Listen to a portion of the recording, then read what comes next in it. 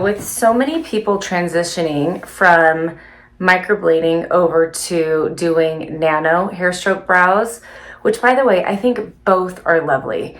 I do them both. I love them both for different reasons. I want to do a series of my best tips for you guys who are learning the nano brow and how to transition from microblading over to doing that.